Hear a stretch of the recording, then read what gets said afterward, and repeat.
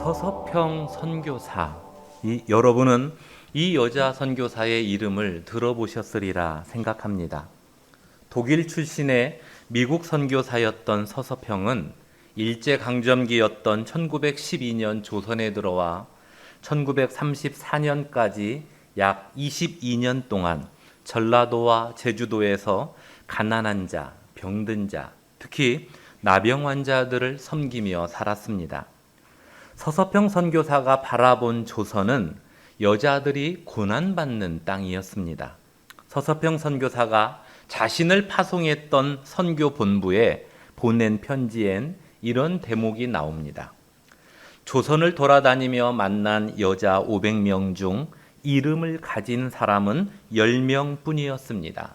조선 여자들은 돼지 할머니, 큰 년, 작은 년 이렇게 불립니다. 이들에게 이름을 지어주고 한글을 깨우쳐주는 것이 제가 가진 큰 기쁨 중 하나입니다. 그래서 서서평 선교사가 한국 최초의 여자 신학교를 세웠는데 그 신학교가 바로 한일 장신대학입니다. 예수병원 앞쪽에 있다가 지금은 완주군 상관면으로 장소를 옮겼죠. 또 조선 간호부 협회를 세우고 일본과 별도로 세계 간호사 협회에 등록하려 애썼습니다. 이렇게 외적인 활동과 동시에 수양딸 13명과 나병 환자였던 아들 1명, 총 14명의 한국 아이들을 입양해서 정성껏 키웠습니다. 이 서서평 선교사에 대한 유명한 일화가 있습니다. 당시 최고의 식민 통치기구였던 조선 총독부가 나병 환자들을 대상으로 정관수술 정책을 시행하려고 했습니다. 그러자 서서평 선교사는 이를 반대하기 위해 나병 환자들을 모아서 서울까지 행진을 벌였습니다. 이때 동참한 나병 환자들의 숫자는 530여 명 정도 되었다고 합니다. 결국 조선 총독부는 정관수술 정책을 폐기하고 소록도에 그들의 거처를 지어주기로 약속했고 그 약속을 지켰습니다. 이 일로 인해 서서평 선교사는 나병 환자들의 어머니라는 별명을 얻게 됩니다. 1934년 서서평 선교사가 죽었을 때 최초의 광주 시민 사회장으로 치러졌는데 수천 명의 광주 시민들과 나병 환자들이 장례식에 참여하여 어머니라고 부르며 오열했다라는 기록이 있습니다. 서서평 선교사의 별명이 나병 환자들의 어머니라고 했는데 그녀의 이름 앞엔 조선인보다 더 조선을 사랑했던 서서평 선교사라는 수식어가 붙어 있습니다. 서서평 선교사의 별명과 이름 앞에 붙인 수식어를 통해 그녀의 삶이 어떠했는지 짐작이 됩니다. 그러나 낯선 땅에서 처음 보는 사람들을 위해 일생을 바쳤어도 그 희생이 헛될 수 있습니다. 어떤 경우에 그렇습니까? 만약 예수님의 부활이 없다면 일평생 헌신의 삶을 살았어도 그 희생은 헛된 일이 되고 맙니다. 이와 관련하여 사도 바울은 고린도전서 15장을 통해 이렇게 말했습니다. 그리스도께서 다시 살아나신 일이 없으면 너희의 믿음도 헛되고 너희가 여전히 죄 가운데 있을 것이요 또한 그리스도 안에서 잠자는 자도 망하였으리니 만일 그리스도 안에서 우리가 바라는 것이 다만 이 세상의 삶뿐이면 모든 사람 가운데 우리가 더욱 불쌍한 자이리라. 그러니까 만약 예수님의 부활이 없다면 성도의 믿음도 헛되고 헌신도 헛되고 사랑도 헛되다는 의미입니다. 만약 예수님의 부활이 없다면 성도의 부활도 없는 것인데 이 세상의 삶이 전부이고 부활이 없다면 뭐하러 믿음 생활을 하고 헌신을 하고 사랑을 베푸느냐는 이야기입니다. 그러나 이제 그리스도께서 죽은 자 가운데서 다시 살아나사 잠자는 자들의 첫 열매가 되셨도다. 예수님의 부활을 첫 열매로 표현하고 있습니다. 첫 열매가 있다는 건 그 다음 열매도 있다는 이야기입니다. 즉, 예수님의 부활은 예수님만의 부활이 아니라 예수님을 믿고 따르는 성도의 부활도 있음을 증명한 사건입니다. 그러므로 성도의 믿음과 헌신과 사랑의 삶은 결코 헛되지 않다는 의미입니다. 예수님의 부활이 성도에게 얼마나 중요한 사건인가를 알게 됩니다. 그 예수님의 부활을 다룬 내용이 오늘 본문입니다. 오늘 본문은 이렇게 시작하죠. 1절을 보십시오. 안식일이 다 지나고 안식 후 첫날이 되려는 새벽에 막달라 마리아와 다른 마리아가 무덤을 보려고 갔더니, 안식일이 지난 첫날 새벽에 막달라 마리아와 또 다른 마리아가 예수님의 무덤을 향해 갔습니다. 마가복음을 보면 이 여인들이 예수님의 무덤에 간 이유가 나옵니다. 그 이유는 예수님 시신에 향품을 바르기 위해서입니다. 우리나라의 장례 풍습은 먼저 시체를 씻긴 후에 옷을 입히고 연포로 묶습니다. 하지만 유대의 장례 풍습은 세마포로 시체를 싸고 그 세마포에 향유를 발랐습니다. 그런데 이 과정이 아리마대 사람 요셉과 니고데모에 의하여 이미 끝난 상태입니다. 아리마대 사람 요셉에 대한 이야기가 사복음서 모두에 등장을 하는데, 그는 당시 최고 의결기구였던 산헤드린 공회원 중 한 명이었습니다. 그는 12제자에 속하진 않았지만 그도 예수님의 제자다라고 스스로 밝힙니다. 그 사실을 드러내지 않고 있다가 예수님께서 십자가에서 죽으시자 예수님의 제자임을 밝히고 빌라도 총독에게 예수님의 시신을 달라며 요청했습니다.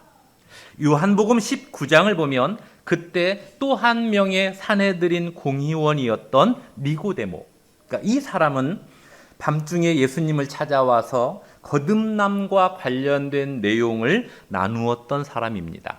그 니고데모가 향품을 가져와서 아리마대 사람 요셉과 함께 예수님의 시체를 세마포로 쌌습니다. 그러니까 이 두 사람이 함께 예수님의 장례를 정식으로 치렀습니다. 그때 예수님의 제자들은 무엇을 했습니까? 예수님을 팔아넘긴 가룟 사람 유다는 돌이킬 수 없는 행위, 즉 스스로 목숨을 끊었고, 베드로는 예수님을 알지도 못한다며 3번 연속 부인한 후에 한쪽에서 자책하고 있으며, 다른 제자들은 모두 도망가서 숨은 상태입니다. 바로 그 상황에서 아리마대 사람 요셉이 먼저 나섰고, 한 사람이 용기 내어 자신의 신앙을 드러내자 니고데모도 그 신앙에 동참을 했습니다. 한 사람의 헌신이 또 다른 사람의 헌신을 이끌어내는 이 모습을 보면서 다시 한번 깨닫게 됩니다. 아무도 헌신하지 않으려 할 때 누군가 첫 발을 내디디면 반드시 동역하는 성도가 생긴다는 이 사실을 깨닫게 됩니다. 반대의 경우도 있습니다. 매사에 불평하고 꼬투리를 잡는 성도가 첫 발을 내디디면 그 모습을 못마땅하게 여기면서도 닮아가는 또 다른 사람들이 생겨납니다. 그러므로 누가 어떤 모습으로 첫 발을 내딛느냐가 참으로 중요합니다. 감사하게도 우리 은하수 교회는 바로 여러분들께서 아름다운 헌신의 첫 발을 내딛어 주셨습니다. 교회가 어려울 때, 그래서 외면하고 싶을 바로 그때 헌신의 발걸음을 내딛어 주셨습니다. 그 헌신의 첫걸음 위에 또 다른 성도들의 헌신이 더하여 지금의 은하수 교회가 되었습니다. 아직 시작 단계이긴 하지만 좋은 선례입니다. 지금의 이 아름다운 헌신이 10년, 20년 그리고 30년 뒤에도 계속 이어질 수 있기를 소망합니다. 한편 막달라 마리아와 그리고 또 다른 마리아는 예수님의 장례가 제대로 치러진 이 사실을 아직 알지 못했습니다. 그래서 자신들이라도 예수님 시신의 향품을 바르기 위해 이른 새벽 무덤으로 갔습니다. 다른 복음서들을 보면 이 여인들이 무덤을 향해 가면서 하나의 걱정을 했습니다. 누가 우리를 위해 무덤의 돌을 굴려줄까? 그러니까 여인의 힘만으로는 무덤을 막은 돌문을 굴려낼 수도 없고, 또 예수님의 제자들이 시체를 도둑질하지 못하도록 병사들이 무덤문을 지키고 있어서 이중삼중 어려움이 있었습니다. 어떻게 되었습니까? 두 여인이 생각지도 못했던 일이 발생했습니다. 오늘 본문 2절과 3절을 보시죠. 큰 지진이 나며 주의 천사가 하늘로부터 내려와 돌을 굴려내고 그 위에 앉았는데 그 형상이 번개 같고 그 옷은 눈같이 희거늘.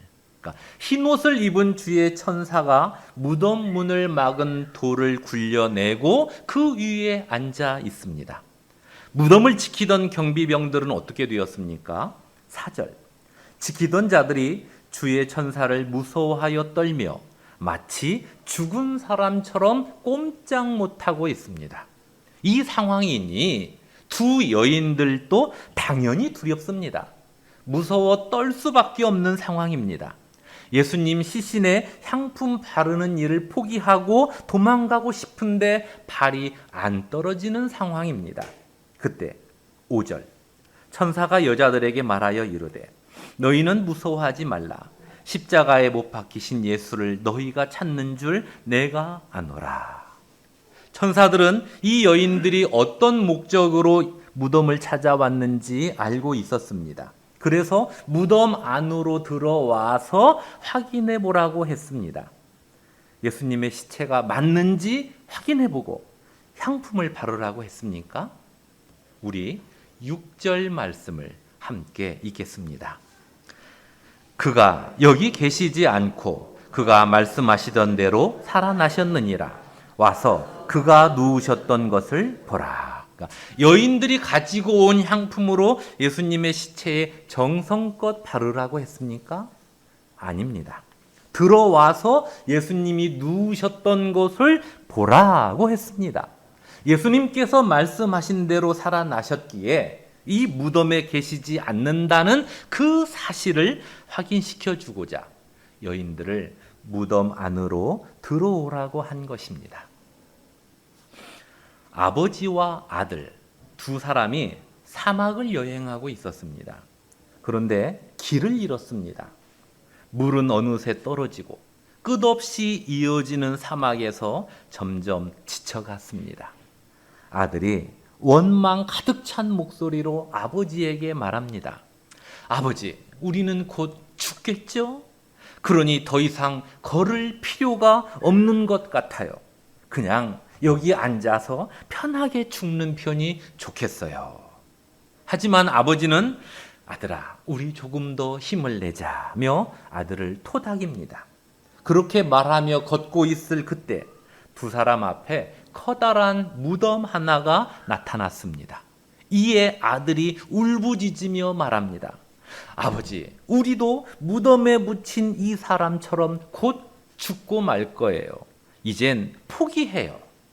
그런데 아들의 그 말에 아버지는 낙심이 아닌 희망 띤 얼굴로 말했습니다. 아들아, 여기에 무덤이 있는 것으로 보아 마을이 가까이에 있겠구나. 조금만 더 힘을 내자. 그러니까 이 아버지의 말처럼 무덤이 있는 것으로 볼 때 마을이 가까이에 있음을 알 수 있듯 무덤에 예수님의 시체가 없는 것으로 보아 예수님은 다시 살아나신 것이 분명합니다. 그렇습니다. 예수님은 십자가에 달려 죽으신 후 무덤에서 점점 썩어가지 않았습니다. 예수님은 이미 그 무덤에 계시지 않았습니다. 예수님께서 말씀하신 대로 살아나셨습니다. 그렇습니다. 예수님은 즉흥적으로 또는 평상시 아무 말씀 안 하시던 것을 갑자기 하는 분이 아닙니다. 십자가의 죽음에 대해서 또 다시 살아나실 것에 대해서 미리 말씀하셨습니다. 이뿐 아닙니다. 그 백성을 크게 징계하실 때도 갑자기 하는 법이 없습니다. 말씀하시고 또 말씀하시고 계속 기다렸다가 다시 말씀하십니다. 그 후에야 매를 듭니다. 그러니까 말씀하신 건 반드시 이루시고 말씀하지 않은 부분에 대해선 느닷없이 진행하는 법이 없습니다. 예수님은 사람들이 전혀 생각지 못한 일을 갑자기 하면서 서프라이즈를 외치는 분이 아닙니다. 먼저 말씀하시고 말씀하신 대로 일을 진행하십니다. 그러므로 목회자는 주께서 무엇라 말씀하시는지 말씀을 잘 읽어내어 바르게 전달하는 일이 중요하고, 성도는 그 말씀에 귀를 기울이며 순종하는 삶으로 이어가야 합니다. 이 일에 저와 여러분이 변함없길 소망합니다. 이제 7절을 보시죠. 예수님의 살아나심을 선포한 천사가 여인들에게 말을 이어갑니다. 또 빨리 가서 그의 제자들에게 이르되 그가 죽은 자 가운데서 살아나셨고 너희보다 먼저 갈릴리로 가시나니 너희가 배우리라 하라. 보라 내가 너희에게 일렀느니라 하거늘. 같은 사건을 다루고 있는 마가복음 16장 7절에선 이렇게 되어 있습니다. 가서 그의 제자들과 베드로에게 이르기를 예수께서 너희보다 먼저 갈릴리로 가시나니 전에 너희에게 말씀하신 대로 너희가 거기서 배우리라. 그렇습니다. 예수님은 부활 후 갈릴리에서 만나자는 말씀을 제자들에게 이미 하셨습니다. 이 또한 말씀하신 대로입니다. 즉흥적으로 일처리를 하는 분이 아니라 말씀하신 대로 행하십니다. 그래서 다시 강조하지만 성도는 주의 말씀을 가까이 해야 합니다. 잘 들어야 합니다. 늘상 들어왔던 말씀이라 해서 대충 들으면 안 됩니다. 익숙한 본문이라도 자세히 들어야 합니다. 그래야 목사가 엉뚱한 소리를 안 합니다. 여러분이 대충 들으면 목사도 대충 준비합니다. 어차피 여러분이 대충 들을 테니까요. 하지만 여러분이 귀를 쫑긋 세우면 헛소리를 못합니다. 대충 준비할 수 없습니다. 더 좋은 꼴을 먹이고자 무릎을 꿇게 되고 심혈을 기울이게 됩니다. 저는 부족한 사람이지만 이 부분에 있어서만큼은 성실히 하려고 합니다. 그러니 여러분들께서 잘 들어주십시오. 그리고 저와 여러분들이 함께 말씀 안에서 성숙해져 갔으면 좋겠습니다. 한편 예수님의 부활을 직접 경험한 여인들이 8절 무서움과 큰 기쁨으로 빨리 무덤을 떠나 제자들에게 알리려고 다름질할세. 그렇습니다. 예수님이 계시지 않은 빈 무덤에 더 이상 머물러 있을 이유가 없습니다. 또 전하라고 하신 말씀도 있기에 여인들이 다름질을 합니다. 그렇게 달려가는 여인들 앞에 누가 나타났습니까? 9절을 보시죠. 예수께서 그들을 만나 이르시되 평안하냐 하시거늘 여자들이 나아가 그 발을 붙잡고 경배하니. 그러니까 부활하신 예수님께서 직접 그 여인들에게 나타나셨습니다. 그리고 앞에서 주의 천사가 했던 말을 다시 반복합니다. 10절입니다. 이에 예수께서 이르시되 무서워하지 말라. 가서 내 형제들에게 갈릴리로 가라 하라. 거기서 나를 보리라 하시니라. 그러니까 이 말씀에 눈에 띄는 하나의 표현이 보입니다. 무엇입니까? 내 형제들에게입니다. 예수님이 내 형제들이라고 표현한 그들이 누구입니까? 위기가 닥치자 예수님을 모른다고 부인한 제자와 행여 나에게 불똥이 뛸까 봐 도망간 제자들입니다. 3년 동안 한 가족처럼 지냈다는 사실이 무색하리만큼 그들은 실망스러운 모습을 보였습니다. 예수님을 은 30냥에 팔았던 가룟 유다만 예수님을 배반한 게 아니라 모든 제자들이 일시에 배반했습니다. 그런데도 부활하신 예수님께서 그들을 내 형제들이라 부르시며 갈릴리에서 만나겠다고 하셨습니다. 우리 예수님이 그런 분이십니다. 도망간 제자들, 또 예수님을 모른다 부인한 제자까지도 예수님에겐 언제나 내 형제들입니다. 한 번 제자 삼은 자들, 한 번 백성 삼은 자들은 끝까지 포기하지 않고 영원토록 사랑하는 분이십니다. 그 예수님께서 베드로보다 더 많이 예수님을 부인했던 우리를 죄에서 건져내 주시고 그 후로 형제라 부르시며 지금도 동행하고 계시니 어려운 상황을 만났을지라도 예수님의 그 크신 사랑을 기억하여 늘 믿음으로 살았으면 좋겠습니다. 또한 예수님의 부활이 나의 부활이라는 이 사실과 소망을 따라 언제나 주의 말씀을 잘 듣고 마음에 새겨 그 말씀을 따라 생각하고 말하며 또 행동으로 실천하는 저와 여러분들이 되었으면 좋겠습니다. 하루하루의 일상이 이와 같기를 주님의 이름으로 축원합니다. 기도하겠습니다.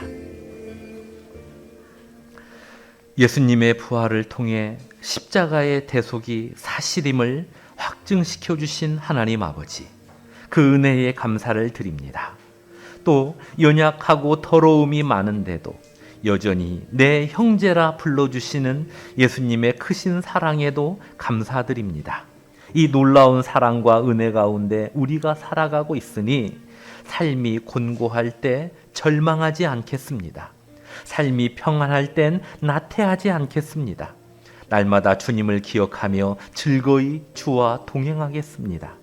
주님의 말씀을 따라 생각하고 말하고 행동하겠습니다. 이를 위해 믿음을 더하여 주옵소서. 우리를 구원하시기 위해 십자가에서 대신 형벌 받으시고 말씀하신 대로 3일 만에 다시 살아나신 예수님의 이름으로 기도드리옵나이다. 아멘.